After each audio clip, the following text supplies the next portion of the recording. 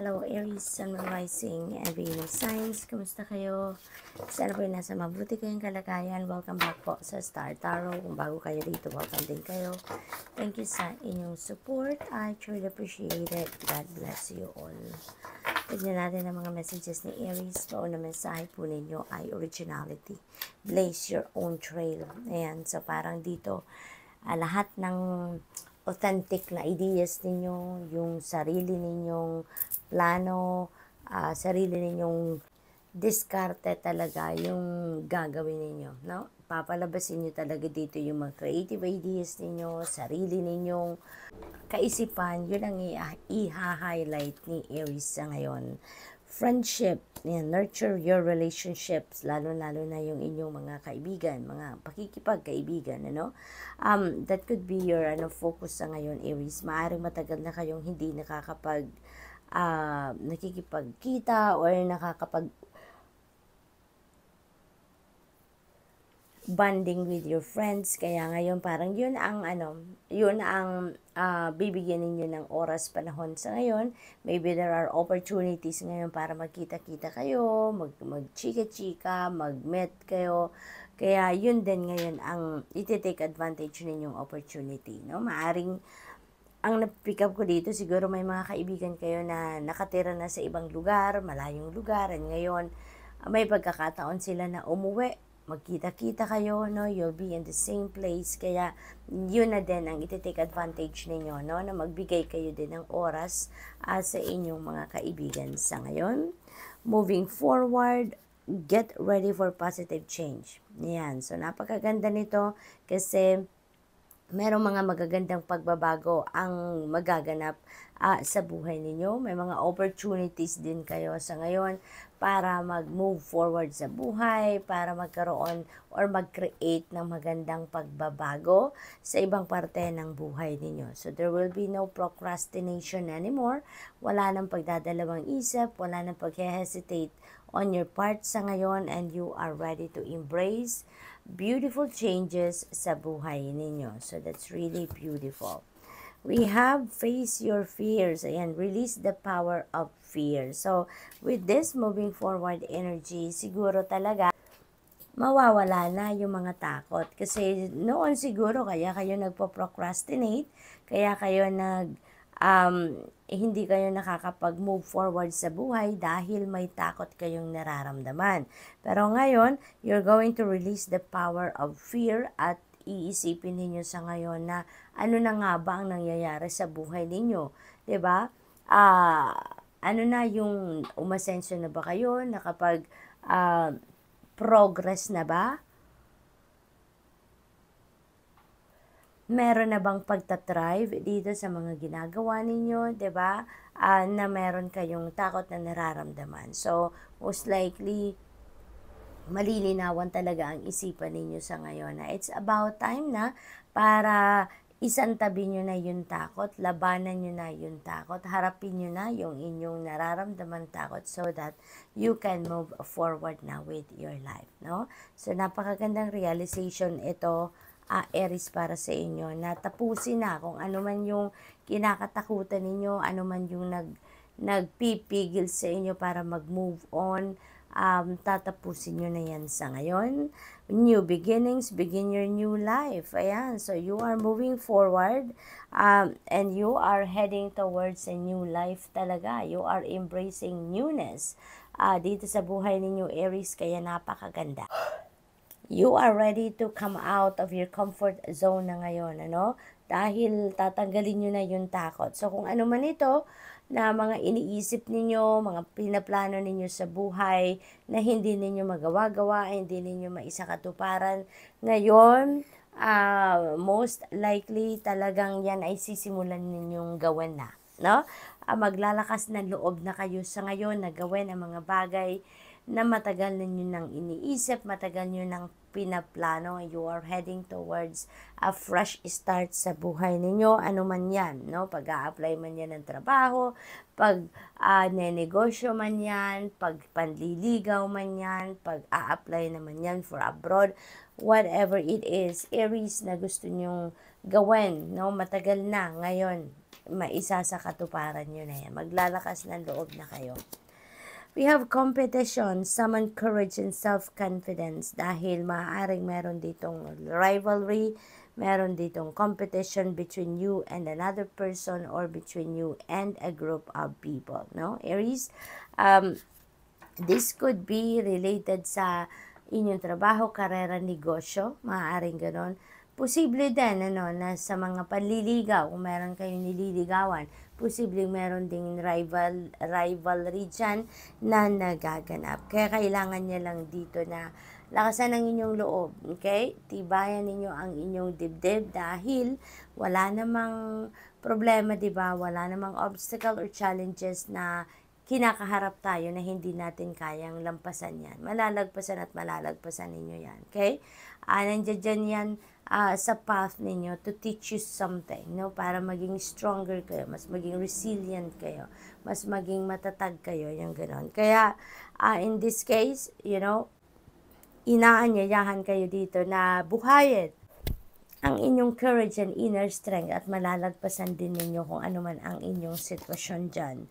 Animal bond, stand up for all animals. Ayan. So, siguro mahal na mahal ninyo ang animal kingdom, no? Maaaring meron kayong mga pets, meron kayong mga inaalagaan. Kaya talagang sa ngayon, no, ipapakita ninyo dito, iha-highlight ninyo dito kung gaano ninyo kamahal ang mga animals, no?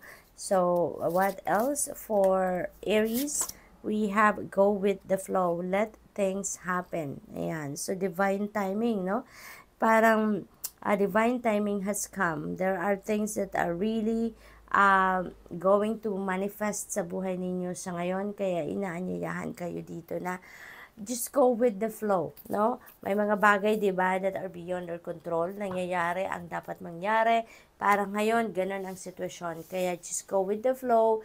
Wala nang pagkukontra, walang pag-i-insist, walang pagpipilit. Just allow destiny to unfold the things that needs to be unfolded at this time sa buhay ninyo. Okay, Aries? Good luck, and that's all I have for you for today. Thank you for watching. Love and light. Namaste. Hello, Leo, Sun, Moon, Rising, and Venus signs. Kamusta kayo? Sana po yung nasa mabuti kayong kalagayan. Welcome back po sa Star Tarot. Kung bago kayo dito, welcome din kayo. Thank you sa inyong support. I truly appreciate it. God bless you all. Leo, pauna mensahe ninyo, Epiphany, and seek clarity. Maaaring ang iba sa inyo dito, yun ang kailangan. Enlightenment, illumination, kalinawan sa inyong isipan. You're seeking for clear direction, Leo. So, you may need to do some kind of reflection dito, contemplation, introspection, para makita ninyo kung ano yung clarity na hinahanap ninyo. Para figure out ninyo yung mga bagay-bagay na gusto ninyong malinawan sa inyong isipan. Okay, Leo? What else?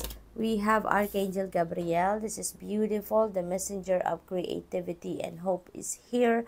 Maaaring meron kayong opportunities around you dito na siguro yun ang hindi ninyo hindi ninyo ma-figure out, no? Kung ano yung gagawin ninyo, ano yung uunahin ninyo.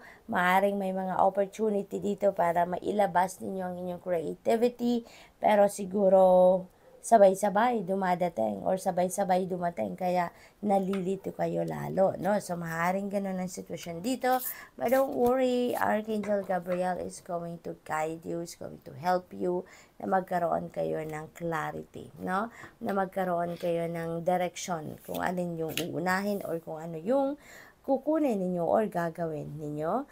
Face your fears, release the power of fear, because otherwise, kapag yung takot ang namayani sa puso natin, kapag yun ang hinayaan natin na mag-reign, no, sa buhay natin, for sure wala tayong mapupuntahan. For sure wala kayong mararating, Leo, no? Kaya inaanyayahan kayo dito. Harapin nyo na kung ano man ang takot na nararamdaman ninyo, i-transmute na ninyo yan into positive mindset so that makapag-move forward na kayo sa buhay, so that makapag-move on kayo at marating ninyo kung ano yung gusto ninyong marating, no? Kasi otherwise, maiista kayo, no? Where you are now, kung hanggang lang kayo sa pagpaplano, pag-iisip ng pag-iisip, hanggang dyan lang kayo. If you are going to keep your fears, diba, na yun ang mamayanes sa puso ninyo, okay? Vacation, take time for relaxation and adventure. So, maaaring ito yung kailangan ninyo sa ngayon dahil siguro exhausted na kayo physically, mentally, emotionally. Pagod na kayo. Kailangan naman ninyo na magbakasyon.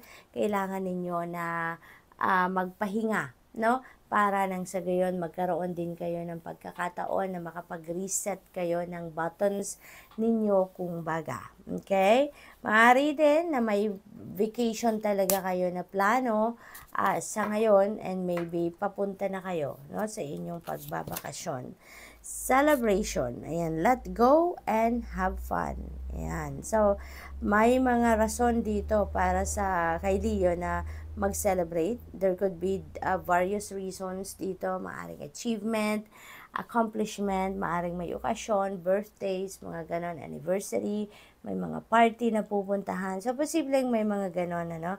May mga milestone siguro kayo ngayon na makakamit ngayon and celebrate, kaya you are going to have fun, no? So, dito, sabi dito, let go and have fun. So, wag nyo munang isipin na yung mga trabaho ninyo, obligasyon, responsibilidad, mga worries ninyo, tanggalin ng mga yan. Just let go and have fun.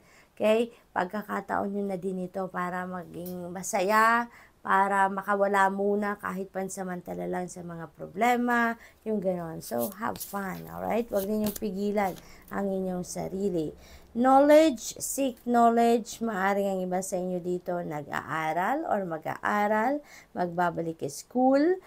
Some of you dito is going to do some research, and maybe nag-research kayo on your own. Maaaring you are curious about something dito, gusto ninyong matutunan ang mga bagong pamamaraan siguro ng kung ano man, no? Yung mga pinagkakaabalahan ninyo, posible din dito na meron kayong gustong alamin. Meron kayong gustong madiskubre. Kaya kayo nagtatanong-tanong, nag-aaral, you are doing your own pagtatanong sa kung kani-kanino. So, maaaring nandoon kayo. Meron kayong gustong malinawan dito, kaya kayo nagtatanong. Okay? So, tignan natin kung ano pa ang ganap dito for Leo. We have choices, make the best choices. Ayan, iwasan na magkakamali ngayon sa inyong pagdedesisyon, sa inyong pamimili, no? Nahaharap kayo dito sa isang importanteng decision making. So, kailangan ninyo siguro dito na timbangin ang lahat-lahat, Leo. Huwag muna kayong mag-jump into conclusion. Huwag muna kayong mag-desisyon agad-agad na hindi ninyo pinag-isipan, hindi ninyo pinagmuni-munihan, hindi pa ninyo napapagnilay-nilayan ang kung ano man ang pipiliin ng choice dyan. Okay? We have legends. Learn from those who inspire you. Ayan. So, maaring ito, yung mga ito makakatulong sa inyo para magkaroon kayo ng bagong ideas, magkaroon kayo ng kaalaman, bagong knowledge sa kung ano man ang hinahanap ninyo, no? Kung ano man yung nare-research siguro ninyo, maaring makukuha ninyo yan through these legends, no? Yung nag-inspire talaga sa inyo. There could be also mature people na nasa paligid ninyo at maaring doon sa kanila manggagaling yung mga impormasyon na kailangan ninyo at this time. So, good luck. That's all I have for you for today. Thank you for watching. Love and light. Namaste. Hello, Sagittarius, Sun, Moon, Rising, and Venus signs. Kumusta kayo? Sana ba nasa mabuti kayong kalagayan? Welcome back po sa Star Tarot. Kung bago kayo dito, welcome din kayo. Thank you sa inyong support. I truly appreciate it. God bless you all, Sagittarius. Pauna mensahe po ninyo ay Epiphany. Ayan, seek clarity. Ang iba sa inyo dito, Sagittarius, siguro merong nalalabuan kayo na sitwasyon, no, sa buhay ninyo. Kaya you are seeking for clarity. Maaari merong mga decision making kayo na kinakaharap ngayon and you can't figure out kung ano yung kailangan ninyong gawin dito, alin yung uunahin ninyo, ano ang dapat na i-prioritize ninyo, no? So, you're seeking clarity at this time. What else? We have celebration. Maraming rason siguro dito kayo para i-celebrate. Maaring milestone yan sa buhay, maaring okasyon, birthday, anniversary, mga ganon. Graduation, siguro maaari din na meron kayong achievement or accomplishments dito na makakamit sa ngayon. Kaya yun ang isa-celebrate ni Sag. And ang advice sa inyo dito, let go and have fun. Okay? Huwag ninyong pigilan ang inyong sarili na magsaya. Ibigay ninyo itong pagkakataon na to sa sarili ninyo para mag-enjoy naman kayo sa kung anumang okasyon ito or anuman ang mga selebrasyon, anuman ang dahilan ng pagsa-celebrate na ito. Have fun. Okay? Huwag na ninyong pigilan ang inyong sarili. Gratitude. Be grateful for all you have. This is a beautiful reminder para sa inyo, Sagittarius, na ipagpasalamat ninyo ang lahat-lahat, no? Ano man ang nakukuha ninyong biyaya, ano man ang nare-receive ninyong biyaya sa buhay ninyo, be grateful for everything, okay? That you have. Kasi kapag nagpo-project kayo ng gratitude attitude, no? Parang sinususian ninyo ang isang pinto, ang isang malaking pinto para magbukas muli for more blessings, for more abundance and prosperity. So what else for Sag? We have resilience, rise above tribulations. Ayan, so magtatagumpay kayo, Sagittarius, kung anuman yung mga challenging situation siguro na pinagdadaanan ng iba sa inyo sa ngayon, you can expect tagumpay, you can expect success over that, no? You are resilient, pinalakas na kayo, pinatatag na kayo ng panahon, no? Sagittarius, and ngayon, yan na ang i-display ninyo. Kung gaano kayo katatag, gaano kayo ka-resilient, yan ang ipapakita ninyo ngayon, no? Lalabas ang pagkaano ninyo, ang pagkapalaban, lalabas ang tibay ng inyong dibdib, no? Sa ngayon at palalagpasan ninyo kung ano man yung mga challenging situation ninyo at this time, no? So what else? We have Battle of the Blues. Take steps toward positive change. Napakaganda naman itong mensahe na ito para sa inyo. May mga laban sa buhay na talagang hindi ninyo uurungan sa ngayon. Ma-figure out ninyo ngayon kung ano yung mga bagay na kailangan talaga ninyong harapin. Kasi 'di ba may mga bagay na may mga laban sa buhay na minsan kailangan na lang natin dedmahin, minsan kailangan nating harapin. And with this energy ngayon, alam ninyo, you know pretty much kung ano yung dapat ninyong harapin, ano ang dapat ninyong dedmahin, So, you're going to take steps toward positive change sa ngayon, Kung ano yung sa tingin ninyo, deserve ninyo, talagang ipipilit ninyong makuha yan. Kung ano yung nararapat mangyari, ipagpipilitan ninyo na yan ay dapat mangyari, What else for Sag? We have Dove, take a leap of faith. Ayan, there are going to be new beginnings dito, Meron kayong mga bagong gagawin sa buhay, may mga sisimulan kayong bago na mga sitwasyon sa buhay ninyo. Kaya naman ito, 'di ba? Sabi dito, take steps toward positive change, and you are definitely going to do that. You're going to take the leap of faith. Maaring lalabas kayo dito sa comfort zone ninyo. You may tend to take the leap of faith. Maaring hindi ninyo sigurado, hindi ninyo alam exactly kung ano yung mga bagay na maaring mangyari along the journey, pero maglalakas ng loob kayo, magtitiwala kayo dito sa inyong kakayanan, sa inyong sarili, and higit pa sa lahat, magtitiwala kayo sa Divine Universe na kahit ano man ang pagdaanan ninyo dito sa buhay ninyo, magagawa ninyong pagtagumpayan, So you are taking a leap of faith. Sa ngayon, wala nang takot, walang pag-aalinlangan. Gagawin ninyo kung ano yung gusto ninyong gawin dito. You're going to make sure that ma-reach ninyo kung ano man yung mga bagay na gusto ninyong ma-reach, ano mga goals ninyo, yung ganon. So, we have follow your intuition. Owl, ayan. So, divinely guided kayo, Sagittarius. So, this is really beautiful. You're so lucky. You're so blessed. Kung ano man ito ng mga bagong chapter sa buhay ninyo, napapasukin ninyo sa ngayon, rest assured that you are divinely guided. All you need to do is for you to listen and follow what your intuition is telling you. Nang sa gayon, masundan ninyo kung ano yung gabay sa inyo ng Divine Universe. We have animal bond, stand up for all animals. Siguro mapagmahal kayo din sa mga animals. Posible din na yung mga animals, no, mga inaalagaan ninyo, siguro you are treating them as family, no? Kaya dito, malakas yung animal bond ninyo, malakas yung relationship ninyo with your mga alaga or even hindi ninyo alaga, no? Basta meron kayong nakitang animals anywhere and everywhere. So, parang nandun agad, no, yung pakiramdam ninyo na they are family. So, good luck, Sag, and that's all I have for you for today. Thank you for watching. Love and light. Namaste.